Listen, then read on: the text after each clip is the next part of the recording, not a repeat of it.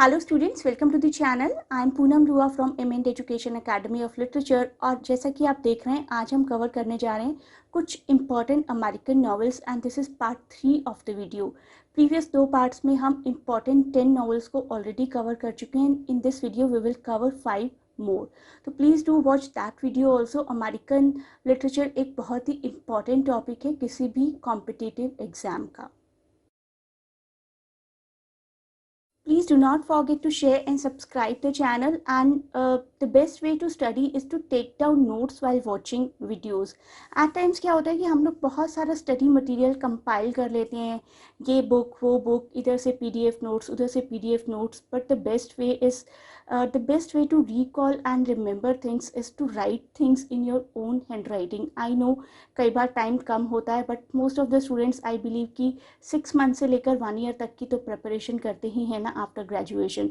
तो उस टाइम को आप ज़्यादा से ज़्यादा अगर यूटिलाइज करेंगे अपने नोट्स लिखने में रादर देन नोट्स कंपाइल करने में, that will help you in a better way.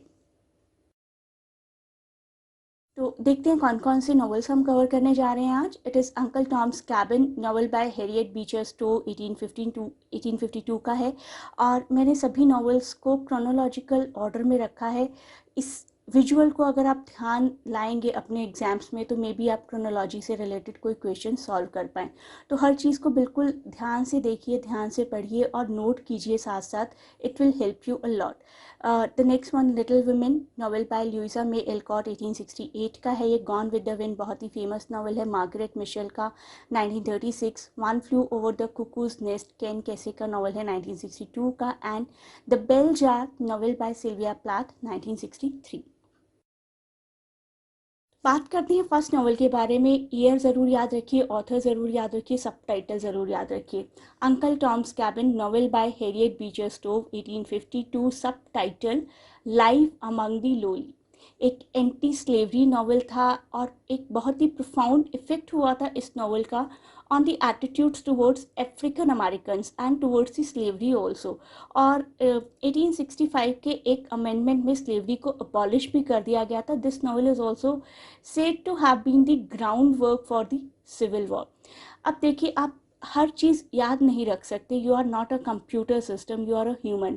लेकिन चीज़ों को अगर ध्यान से सुनेंगे, ध्यान से पढ़ेंगे तो अपनी सेंसेस के थ्रू बहुत सारी चीज़ों को रिकॉल कर सकते हैं। इंसान के विजुअल सेंसेस सबसे ज़्यादा इफ़ेक्टिव होते हैं उसकी मेमोरी को रिटेन और रिकॉल करवाने में। तो सबसे बड़ी आयरनी हम ह्यूमंस की यही है कि हमने उन कंप्यूटर्स को इन्वेंट किया है जिनमें हम millions and trillions of GB data store कर सकते हैं, लेकिन हम खुद ही उस चीज़ को याद नहीं रख सकते। तो आप अपने दिमाग के सर्च फंक्शन को कैसे इवोक करेंगे अगर आप हर चीज़ को ध्यान से सुनेंगे। सिर्फ do not note down the facts, to write down the note down the things behind it, the facts behind the facts, वो हैं जो आपको चीज़ें याद दिलवाती हैं। वीडियो को बहुत ही ध्यान से देखिए, कुछ बीच में स्टोरीज होंगी, कुछ इंसिडेंट्स होंगे जिनसे आपको सब चीज़ें याद रह जाएंगी। तो Uncle Tom's Cabin, Uncle Tom की स्टोरी सुनाते हैं। Of course this central character, the title character, जिनको डिपिक्ट किया है बहुत ही सेंटली और डिग्निफाइड फिगर की तरह, but he is a slave. So he is being transported by boat to auction in New Orleans, but on this journey Tom saves the life of little Eva, whose grateful father then purchases Tom. Now comes something that you need to know, remember, and recall also at the time of your exams.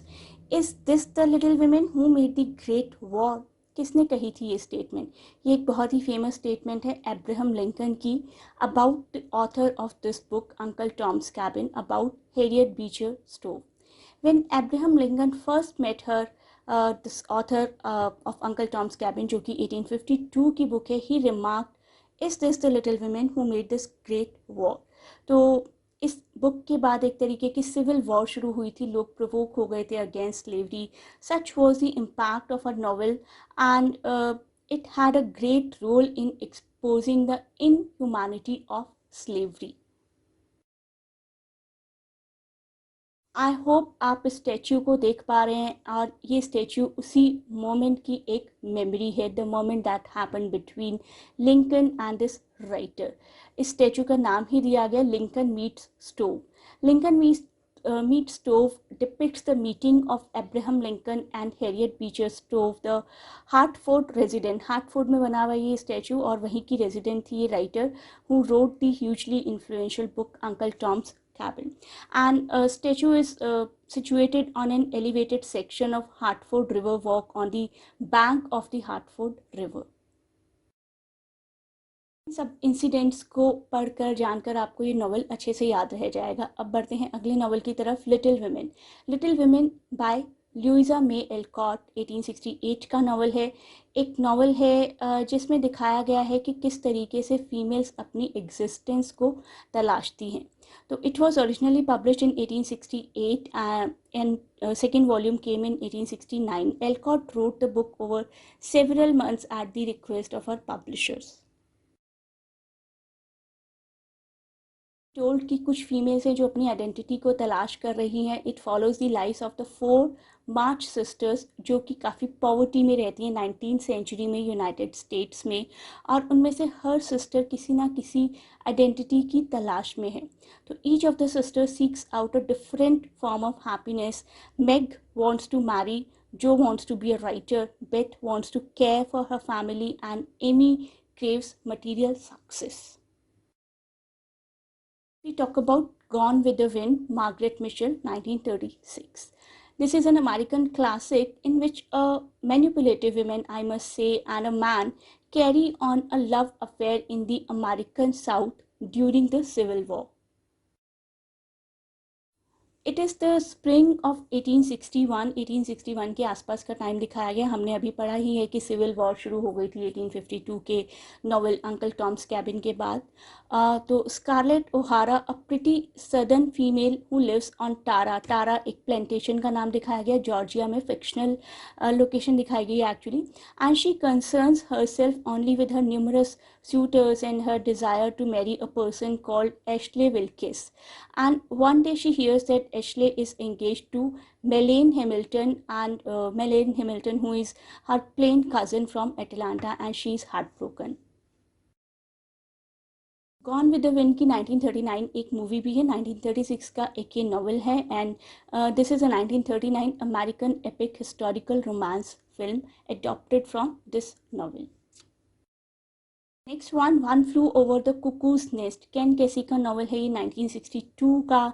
This is a novel written by Ken Kesey and set in an Oregon psychiatric hospital. इसमें दिखाया गया एक character है Patrick McMurphy who gets transferred for evaluation from a prison to a mental hospital institution और asylum you can say. And he feels कि यहाँ का environment less restrictive होगा than the jail. But the nurse uses very hard psychiatric methods to cure the patients, iron fists and electroconductive therapies, and there happens a battle of wills between the rebellious McMurphy and the inflexible nurse Ratchet. One Flew Over the Cuckoo's Nest by Ken Kesey. इसको एक Hindi film में भी convert किया गया. To some extent काफ़ी inspiration लिया गया क्योंकि मूवी का नाम है क्योंकि 2005 की एक मूवी है romantic drama film directed by Priyadarshan, और इसमें काफ़ी फेमस स्टार कास्ट थी. सलमान खान, करीना कपूर, रिमी सेन, जैकी श्रॉफ, ओम पुरी एंड इवन सुनील शेट्टी. सो ये फिल्म इसी नॉवल पर और इस नॉवल के असाइलम के एनवायरनमेंट पर बेस्ड है. The Bell Jar, the famous one, only novel by Sylvia Plath, 1963 में पब्लिश हुआ था. It is the only novel written by her, the American writer and poet Sylvia Plath, originally published under the pseudonym Victoria Lucas in 1963, and the novel is considered to be semi-autobiographical with the names of places and some people changed. The Bell Jar details the life of Esther Greenwood. Esther Greenwood जो कि college student है who dreams of becoming a poet. She is selected for a month-long summer internship as a guest editor of Ladies' Day magazine. But her time in New York City is very unfulfilling as she struggles with the issues of identity, issue of societal norms. इस 1963 novel पर भी एक movie बनी है 1979 में. The Bell Jar is a 1979 American drama film based on Sylvia Plath's 1963 book The Bell Jar. तो यहाँ पर जो लिंक दिया गया उसमें आप वीडियो देख सकते हैं, जिसमें इस पर्टिकुलर वीडियो में जितने भी नॉवेल्स हैं उससे रिलेटेड क्वेश्चंस हैं, एमसीक्यूज़ हैं. That will really help you to revise this one and to enhance and to judge your knowledge as well. So thanks a lot for watching our videos. Please do not forget to share and subscribe the channel, and best of luck for any kind of exam that you are going to appear for.